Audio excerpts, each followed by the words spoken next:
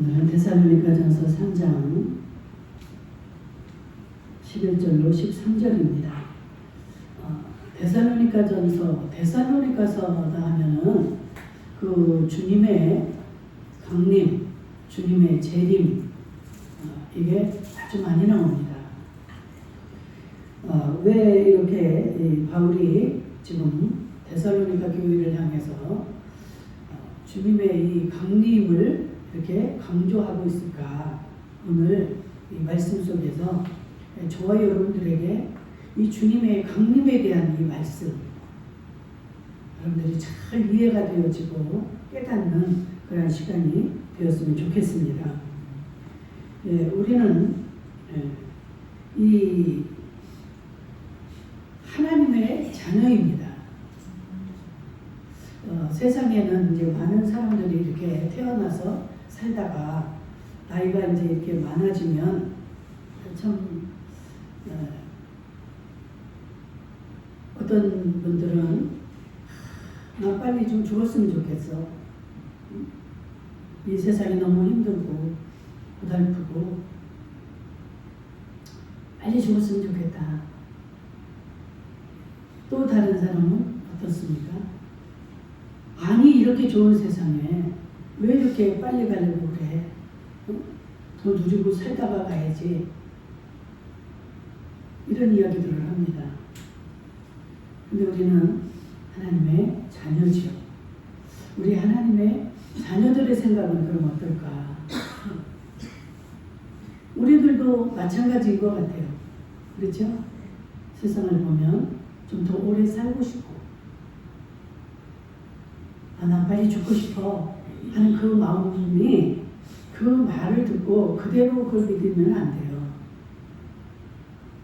그 말 속에는 살고 싶은 그 욕망이 있습니다. 이 우리 믿는 자들에게도 이 두 마음이 다 같이 있는 것 같아요. 그게 인지상정이죠.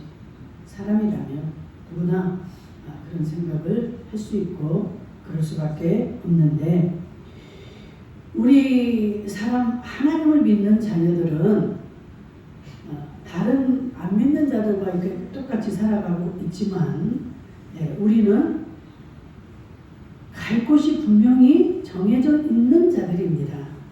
아멘. 그래서 빨리 죽고 싶다, 또 더 오래 살고 싶다, 이 속에서 우리는 우리의 현방이 정해져야 됩니다. 우리의 현방을 모르고 정해지지 않다면 그냥 뭔가를 내가 가지고 있고 이렇게 형통할 때는 괜찮지만 그렇지 못할 때는 마음이 무너져 버리는 거예요. 그래서 정말 우리 성도는 영원히 살아야 될 그러한 본향이라고 해야지 되죠? 본향. 그러한 곳, 그러한 땅이 있다는 것이죠. 세상 사람들은 그 영원히 살 곳이 없습니다. 그렇기 때문에 이 세상이 전부예요. 그래서 이 땅에서 어떻게든 잘 살아보려고, 성공해 보려고 애를 쓰며 살아갑니다. 그러나 하나님을 믿는 우리는 어때요? 우리가 가야 될 곳은 여기가 아니고 그 영원한 나의 본향, 그곳으로 우리는 갈 준비를 하는 이 과정이라는 것을 알기 때문에 이 땅에 살고 있지만 이 땅에 그렇게 매이지 않습니다. 여러분들 오늘 말씀을 통해서 자신을 잘 발견할 수 있기를 축복합니다. 내가 지금 어디에 매여 있는가?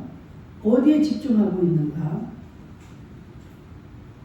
그 하나님의 나라, 내가 영원히 거할 그 본향, 나의 영원한 그 처소, 성경에 보면 처소라는 말을 봅니다. 나의 영원한 처소. 그 영원한 곳에 있을 것을 준비를 하며 살아야지, 그냥 이 지금 인생은 지나가는 나그네와 같은 길이다. 다 지나가는 거예요. 5, 60대에서 죽는 사람이 있고,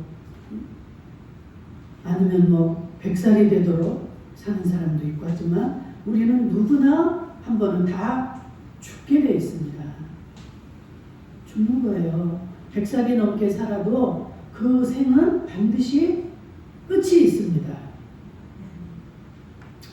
그래서 우리는 영원히 살고 그 그냥 하나님의 나라를 기대하고 그것을 바라보고 소망하며 살아가는 자들이 되어야 될 줄로 믿습니다. 그래서 예수님은 우리를 위해서 세상에 오셨다가 우리를 위해 죽으시고 부활하신 그 예수님, 그 예수님이 33년을 이 땅에 오셔서 사시다가 가실 때 뭐라고 했습니까? 내가 가서 너희들의 처소를 준비하면 내가 너희들을 데리러 다시 오겠다. 이게 예수님의 재림이에요. 예수님이 지금 한 2025년이지 않습니까? 이렇게 전에 이 땅에 오셨어요. 그랬다가 지금은 33세에 가셔서 지금 우리 처소를 예비하고 계시는 줄로 믿습니다.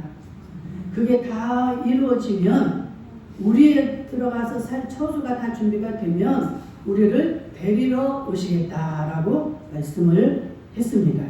그래서 그게 바로 재림인데 이 재림이 이 신약 성경에 보게 되면 318번을 말씀하고 있습니다. 내가 다시 오겠다. 내가 이 땅에 너희들을 데리러 오겠다. 이 언약이 318번이나 기록이 되어 있습니다. 신약에만도. 이 데살로니가 교회는 사도행전 17장에도 보면 사도 바울이 2차 전도 여행 때 그 데살로니가 지역을 가게 됩니다. 그래서 거기서 그 복음을 증거하는데 유대인들의 핍박이 아주 심했어요. 너무너무 핍박이 심해서 아주 거기에서 이 바울이 견디기가 힘들었습니다. 그래서 이 바울이 이제 거기서 못 견디고 다른 지역으로 가게 되죠. 그래서 바울은 그 정말 데살로니가에서 복음을 전할 때 참 아픔이 많았습니다. 같은 유대인의 그 동족을 통해서 받은 그 핍박, 환난, 고난, 그러나 그곳을 다시 가고 싶지만 갈 수 있는 형편이 되지 않았어요. 본인이 가야 되는데 가지를 못할 형편이 되니까 디모데를, 자기의 제자 디모데를 보냅니다. 그래서 내가 이렇게 가고 싶지만 내가 이렇지 여의치 못하니 네가 가서 데살로니가 그 성도들이 어떤지 가서 살펴보고 다녀와라. 그러는데 이제 디모데가 가서 거기서 갔다 와서 들려오는 소식이 뭐냐면 그런 어려움과 핍박 속에서도 데살로니가 교인들이 잘 신앙생활을 하고 있습니다. 이 기쁜 소식을 듣습니다. 그래서 너무너무 바울이 그래서 기뻐하는 거예요. 그래가지고 막 데살로니가 성도들을 칭찬하죠. 여러분, 우리가 예수를 믿는데 잘 믿어, 잘 믿어, 내가 이렇게 해줄게, 더 잘 믿어, 잘 믿어, 이렇게 도와주는 때보다 교회 가지 마. 한 달에 한 번씩만 가, 일주일에 한 번씩만 가, 라든가 아니면 가지 마. 이렇게 예수 믿는 걸 핍박을 우리가 받을 때 우리는 못 갈 것 같고 더 못 가지만 우리의 마음은 어떻습니까? 더 가고 싶고 더 간절함이 올 수밖에 없는 거예요. 애들 연애하는 애들 막 못하게 해봐. 어떻게든 막 그 연애를 하잖아.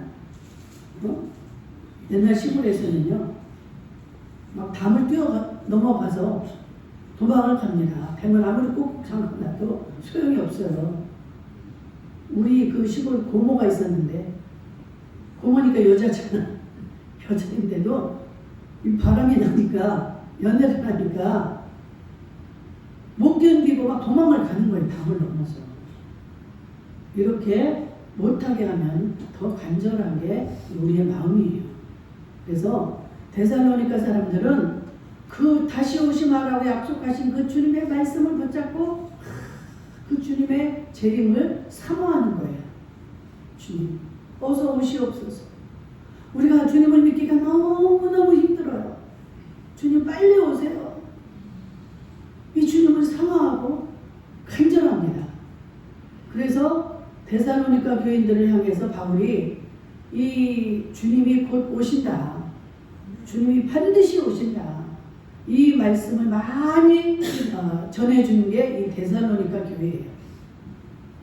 네, 데살로니가 성도들이 그걸 너무 사모하니까 사모하는 것을 우리는 주고 싶잖아요.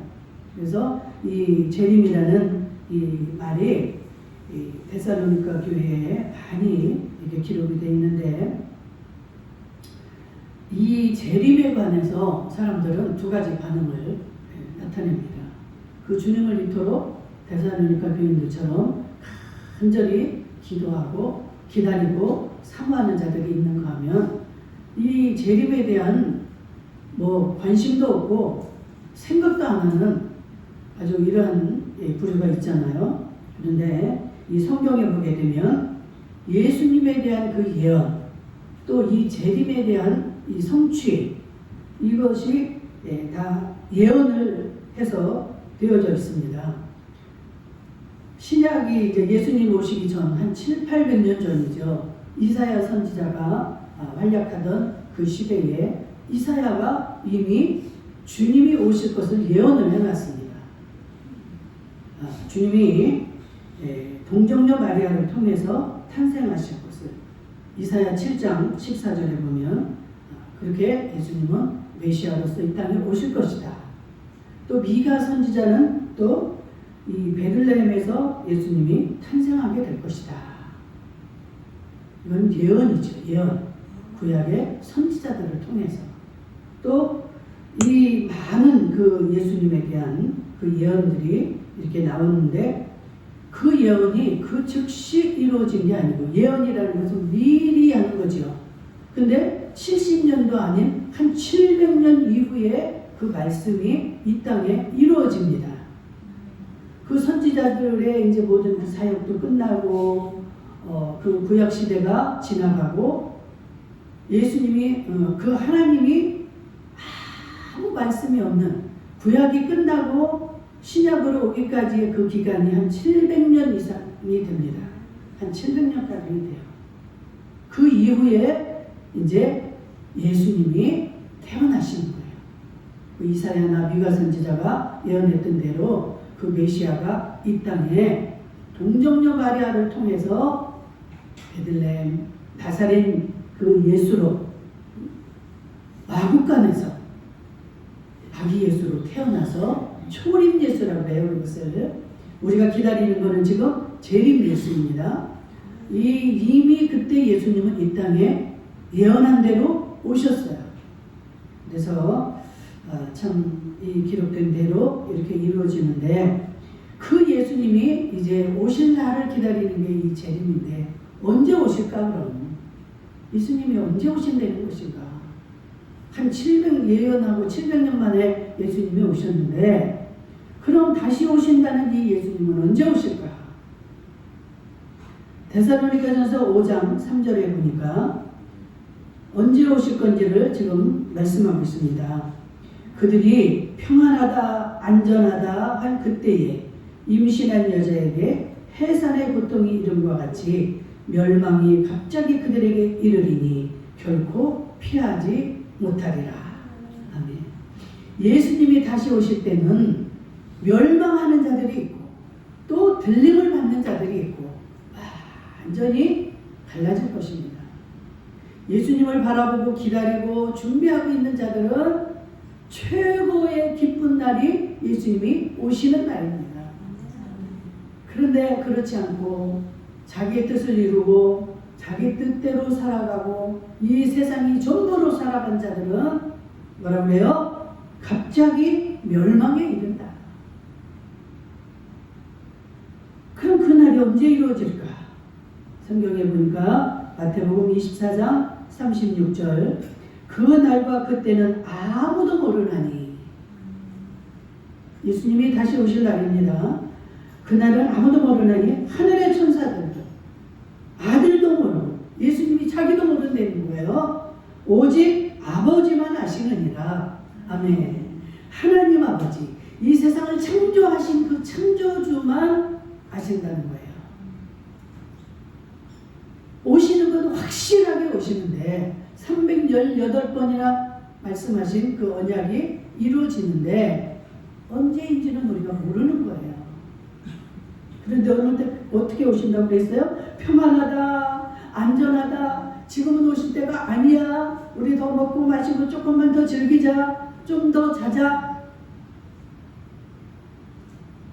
그럴 때 엄마 뱃속의 아이도 언제 나올지 모릅니다. 언제 해산의 고통이 내게 찾아올지 몰라요. 갑자기 고통이 이르면서 아이가 태어나듯이 내가 그렇게 올 것이다. 그러니 우리는 어떻게 해야 돼요? 깨어 있어야 되는 거예요. 준비하고 있어야 됩니다. 기다려야 됩니다. 그렇지 못한 자들 성경에 너무나 많이 기록이 되어 있습니다. 자기의 의를 이루기 위해서 막 예수의 이름으로 막 수많은 업적을 내놓고 많은 일들을 행하고, 이게 주의 영광, 주님의 그 영광을 이루기 위해서 목적이 아니고 자기의 이름을 위해서, 자기의 뜻을 이루기 위해서. 야, 내가 인생에 한번 태어났으면 이렇게 한번 살다 가야지, 응? 이런 식으로 자기를 드러내는 자들. 조금 이따 말하겠지만 참 별의별 징조들이 다 나타납니다.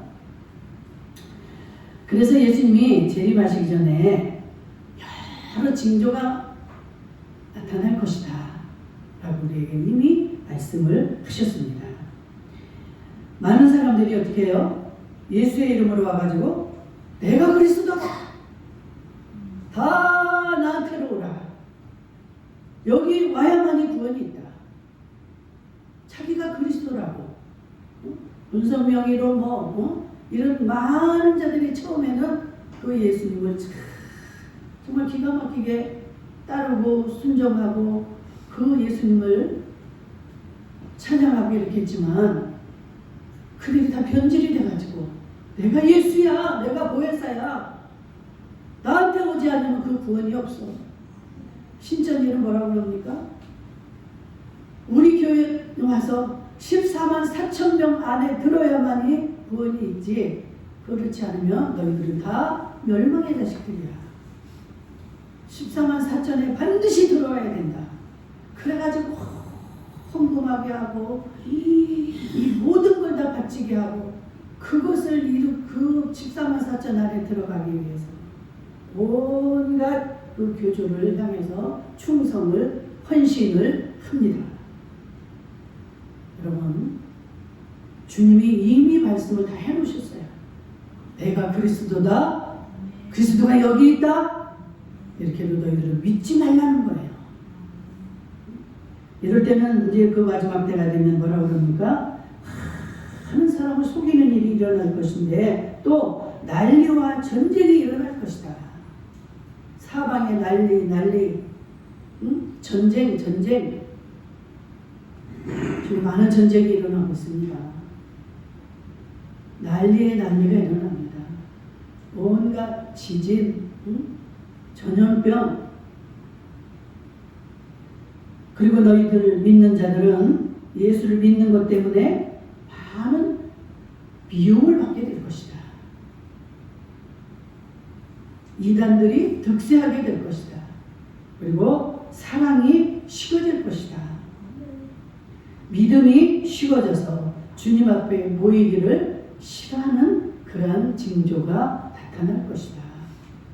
지금은 큰 교회들을 보면 얼마나 많습니까? 몇천 명들이 모이고 몇만 명이 모이고 이러지만 주님이 오실 때가 가까울수록 그게 다 식어질 거라고 그랬어요. 이 예배당에 모이는 숫자들이 점점 줄어들 것이다.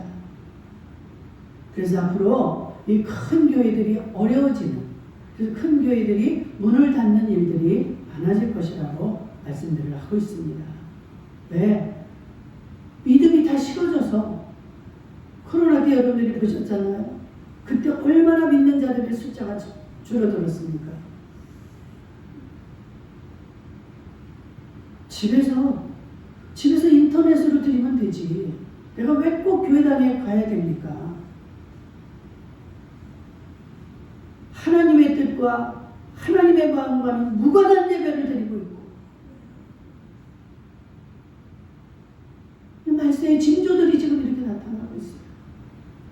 점점 너희들은 전도하기도 힘들어질 것이고 너희들의 믿음도 유지하기가 힘들어질 것이다라는 거예요.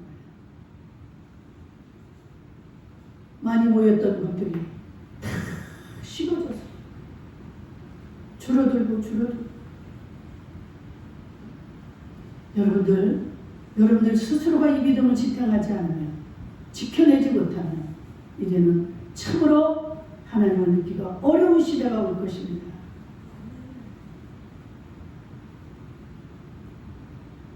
그래서 이 사도 바울은 이 주님의 재림이 가까이 이제 오는데 너희들은 어떻게 해야 될 것인가를 말씀하면서 제일 먼저 뭐라고 해요? 너희들에게 이 사랑이 있어야 된다.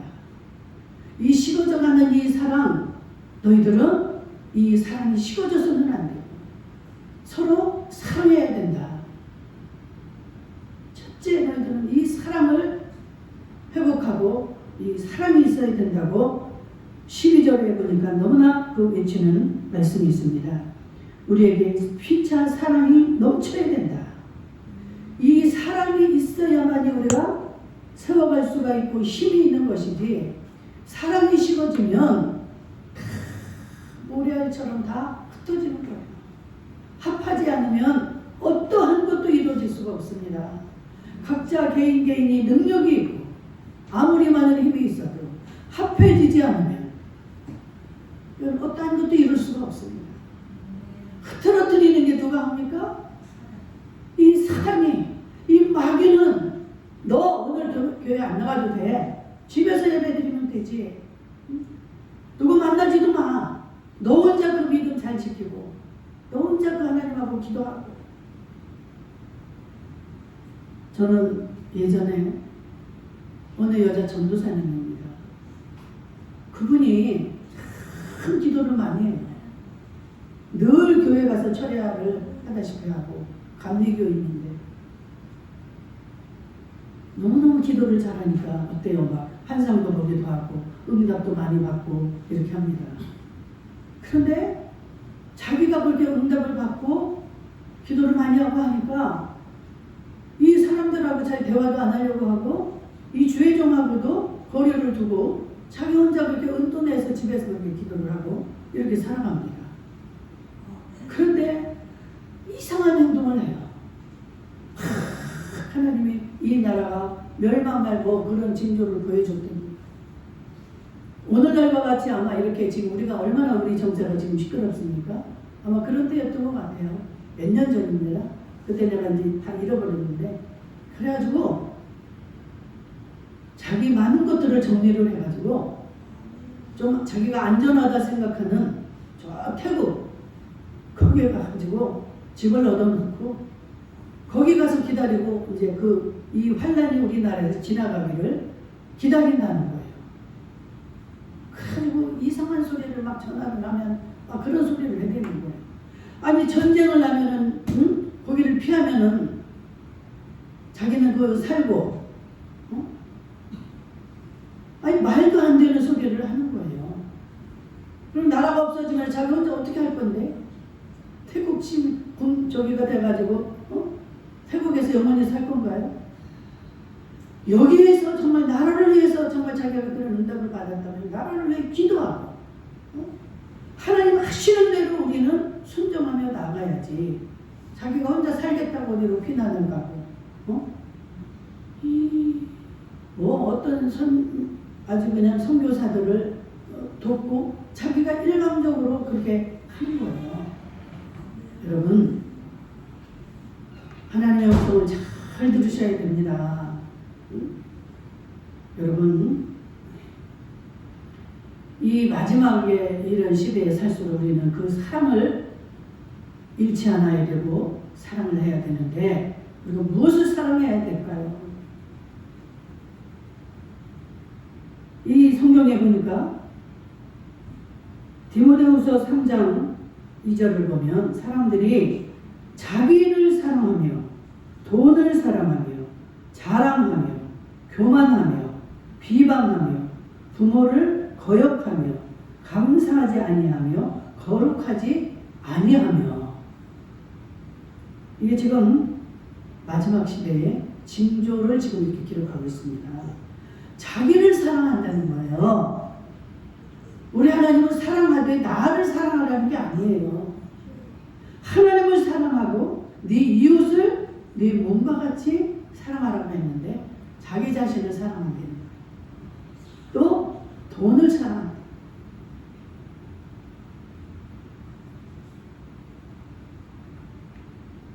자기를 자랑하고 교만하고 비방하고 부모를 거역하고 감사하지 아니하고 거룩하지 아니하고 마태복음 22장 37절에서 40절을 보면 여러분이 너무나 많이 들어서 잘 알고 있습니다. 우리가 하나님을 사랑하되 어떻게 해야 돼요? 네 마음을 다하고 네 목숨을 다하고 네 뜻을 다하여 하나님을 사랑하라. 그리고 네 이웃을 네 자신같이 사랑하라. 이게 하나님의 마음이에요. 이 사랑을 우리가 가져야 되는데 우리는 이 사랑이 아닌 내 자신을 사랑한다는 거예요. 나를 너무너무 사랑해서 내가 좀 힘들어지고 내가 유익이 없으면 그냥 다 끊어버리고 다 버리고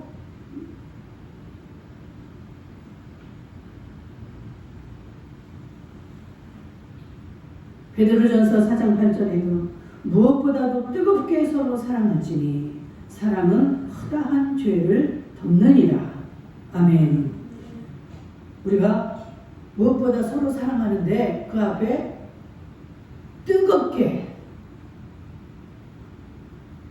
뜨겁게라는 이 부사가 없습니다. 그냥 이렇게 이런 정도 내가 할 수 있는 이게 아니라 내가 내 자신을 희생하고 헌신하고 다 주는 이게 뜨겁게 사랑하는 거라는 거예요. 그냥 사랑해야 누가 못합니까? 말로만 해도 되죠. 사랑해요 권사님, 사랑해요 집사님. 내 자신을 희생하고 헌신하고 다 주는 거예요. 여러분 이게 얼마나 미련한 말 같아요. 그죠? 내가 줄 게 뭐 있다고 주라는 거예요. 줄 게 없습니다. 여러분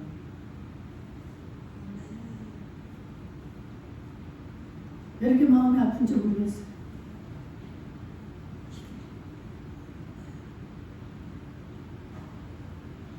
우리가 하나님의 마음을 너무 모르니까 우리는 하나님을 사랑하고 하나님을 믿는다 하면서 하나님의 마음과는 역행하는 그런 삶을 살아가고 있습니다. 하나님은 우리가 무엇이 있는지 무엇이 없는지 다 알고 계세요. 할 수 있는데도 하나님의 말씀대로 살지를 않는 거예요. 서로 사랑으로 뜨겁게 사랑해요. 여러분 건강이 있으면 그 건강을 가지고 나누어주면 되잖아요. 내가 해줄 수 있는 기도할 수 있는 힘이 있다면 그를 위해서 기도해 주는 게 이게 뜨겁게 사랑하는 거 아니겠어요? 할 수 있는데 왜 안 합니까? 나는 못해요. 내 먹고 살 것도 없는데 내 먹고 살기도 힘든데 내가 콩 하나밖에 없어도 그걸 반쪽을 주든지 다 주든지 그 마음을 드릴 때 하나님은 얼마나 그것을 기뻐 받으시겠습니까? 그거 딸랑 뺏어서 하나님이 너 굶어 죽게 만들려고 하나님 그러시겠어요? 하나님의 마음을 모르니까 우리가 순종을 못하는 거예요.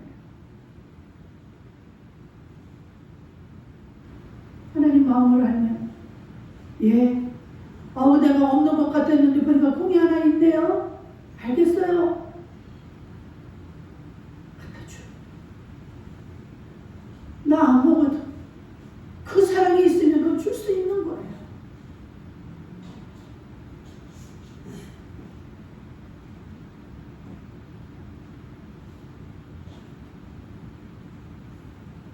우리 주님의 강림이 가까운 시대에 우리가 살고 있는데, 그럴수록 가까워올수록 세상은 이렇게 사랑도 없고 무자비하고 잔인한 그러한 세상이 온다는 거예요. 많은 비난, 많은 그 비판. 이럴 때 우리는 사랑을 해야 된다는 거예요. 사랑. 주님의 사랑. 무슨 이성의 사랑이 아니고 친구의 사랑이 아니고 아가페의 사랑. 그 주님이 값없이 우리를 위해 죽어주신 그 사랑의 마음을 가지고 사는 자들만이 하나님의 마음을 기쁘게 할 수 있고 하나님의 뜻을 이룰 수 있는 자들이 되어질 줄로 믿습니다. 사람을 위해서 여러분들이 이렇게 충성하거나 그러지 마세요. 하나님의 뜻을 이루기 위해서 여러분들이 이 마음이 준비가 되고 그대로 실천을 하셔야 됩니다. 그런 자들은 오늘 죽어도 내일 죽어도 얼마나 하나님 기뻐 받으시겠습니까? 그게 여러분들이 영원히 거할 처소에 정말 좋은 곳에 좋은 집으로 들어가는 비결이 되어지는 줄로 믿습니다. 여러분, 우리의 사랑이 이렇게 강해져야 되고, 두 번째로 우리의 마음이 굳게 세워져야 된다고 말씀하고 있습니다. 12절에도 보니까 내가 너희를 사랑함과 같이 너희도 서로 피차간과 모든 사람에 대한 사랑이 더욱 많아 넘치게 하사 너희 마음을 굳건하게 하시고, 우리의 마음이 굳건하게 세워져야 된다는 거예요. 그래서 우리에게는 이 늘 불신앙이 있기 때문에 하나님이 우리의 마음을 굳건하게 붙잡아 주시는 줄로 믿습니다. 왜 우리에게 불신앙이 있을까요? 우리에게는 우리 옆에는 항상 이 사단이, 이 마귀가 우리에게 그 불신앙을 줍니다. 우리의 마음을 흔들어댑니다. 마음이 약해지게 만들어요. 하나님께서 자꾸만 멀어지게 만들어요. 자꾸만 순종하지 못하게 만듭니다. 자꾸만 의심하게 만드는 거예요. 그러니까 하나님의 말씀을 붙잡지 못하고 더 열심히 기도하고 그런 자들에게나 이 말씀이 맞는 거지. 나같이 기도도 못하고 충성하지 못하는 자에게 이 말씀이 이루어지겠어? 이게 마귀가 주는 의심입니다. 하나님을 의심하게 만드는 거예요. 하나님은 우리의 모든 것을 아십니다. 우리가 완벽하지 못한 것을 알아요. 우리는 늘 부족한 존재이고 죄를 질 수밖에 없는 존재임을 하나님은 다 알고 계시는 거예요. 그런데 이 마귀는 우리의 그 부분을 파고들어서 너 이렇게 못했잖아. 이렇게 안 했잖아. 그래서 그 하나님의 말씀을 믿지 못하게 의심하도록 만드는 거예요. 에베소서 6장 16절 분명히 말씀하고 있습니다. 의심의 불화살을 우리에게 쏘아야 된다. 그래서 우리는 이것을 소멸하기 위해서 믿음의 방패를 가져야 된다. 아멘. 이 믿음이 있어야 된다는 거예요. 믿음.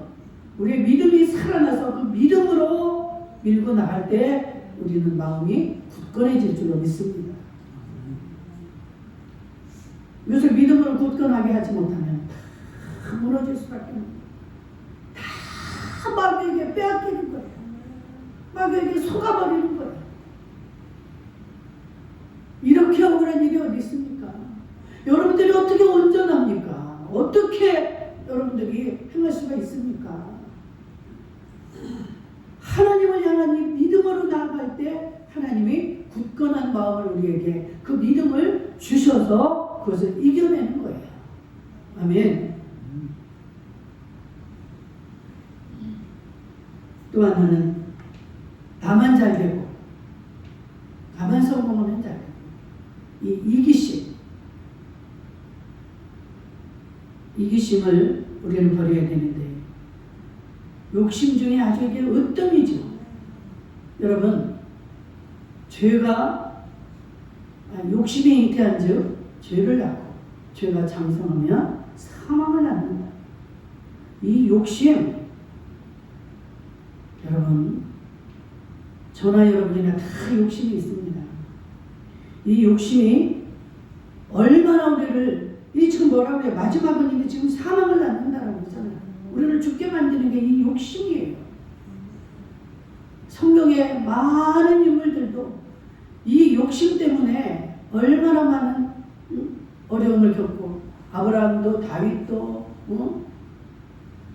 이 욕심에 빠져서 욕심에 속아서 그 아담부터 시작을 해서 이렇게 많은 어려움을 겪는 걸 우리가 알고 있습니다. 솔로몬도 그 아가서에서 보면은 우리 안에 있는 작은 여우를 잡으라. 우리의 속에 있는 이 작은 여우, 우리의 마음을 이렇게 무너뜨리고 속이고 이 작은 여우를 잡아야 되는 줄로 믿습니다. 이 방법은 그래서 오직 주님만 의지할 때 우리는 이 모든 사단의 세력에서 이겨낼 수 있는 줄로 믿습니다. 글쎄 여러분들이 오늘도 이렇게 예배를 드리러 와서 계신 게 이게 뭡니까? 여러분들의 믿음을 가지고 이 자리에 나오신 줄로 믿습니다. 이 믿음을 우리 주님은 받으시는 거예요. 그래서 말씀을 들을 때 그 믿음을 하나님이 여러분들에게 주시는 겁니다. 그래서 여러분들이 속을 때 마귀가 내게 와서 속삭일 때 이 믿음이 여러분들 속에서 성령의 은혜로 살아나고 그래서 그 유혹을 그 미혹을 이겨내게 되는 것입니다. 여기 위해서 우리는 날마다 주님 앞에 무릎을 꿇어야 됩니다. 기도해야만이 하나님의 음성을 들을 수가 있는 거죠.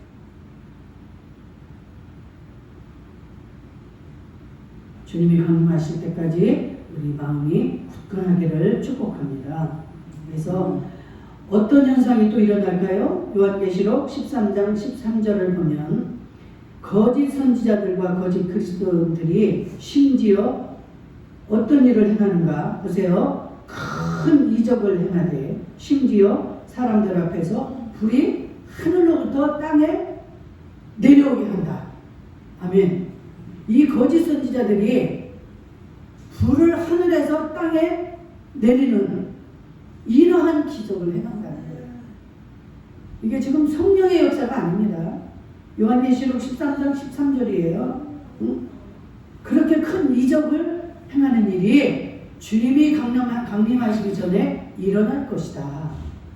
여러분들 이 말씀을 모르면 어디서 그런 일이 일어났어? 나도 거기에 가야지.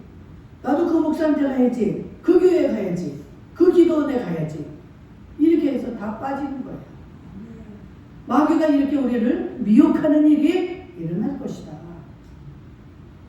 여러분 하나님은요 여기 있다 저기 있다 어디 가야만이 계시는 하나님이 아니에요. 여러분들의 마음속에 계십니다.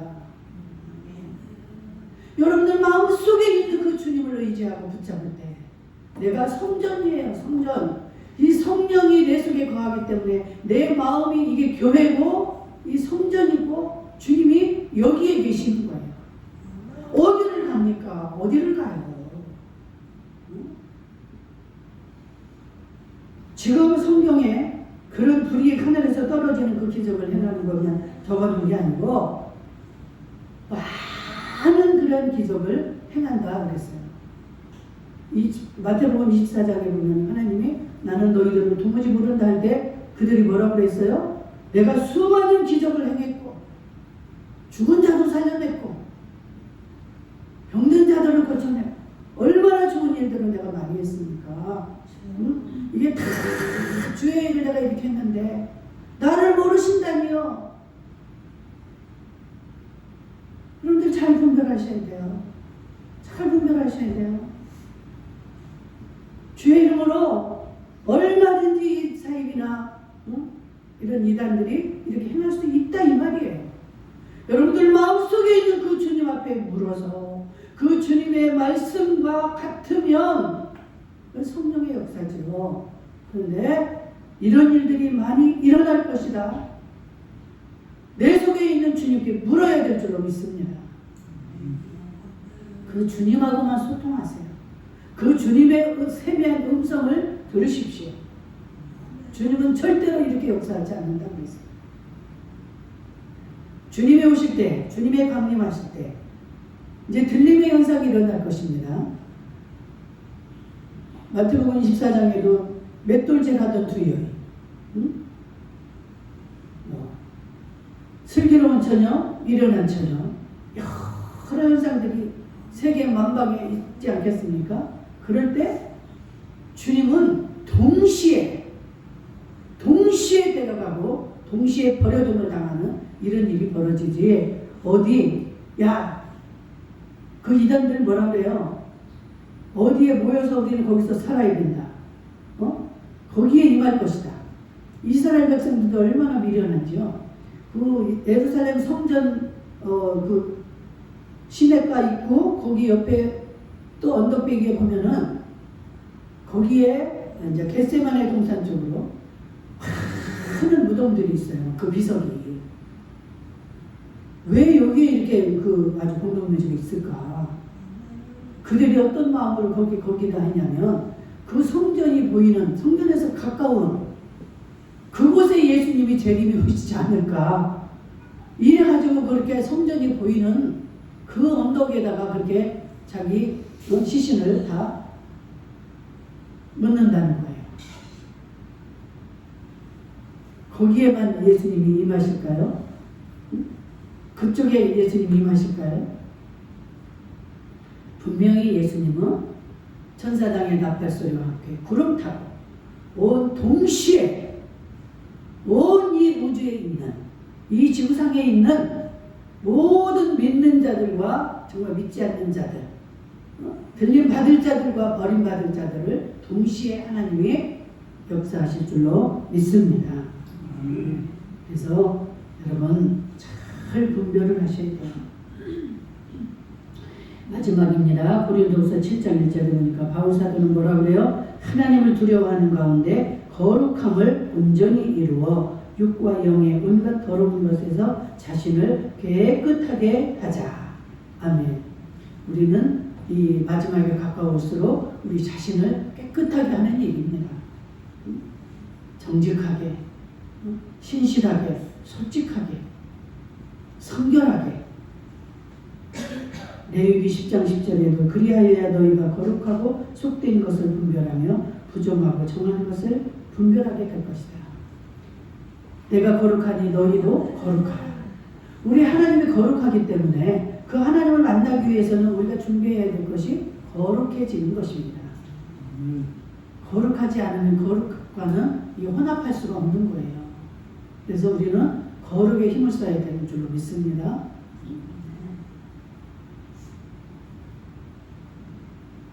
요한일서 1장 9절 만일 우리가 우리 죄를 자백하면 그는 미쁘시고 의로우사 우리 죄를 사하시며 우리를 모든 불의에서 깨끗하게 하실 것이요.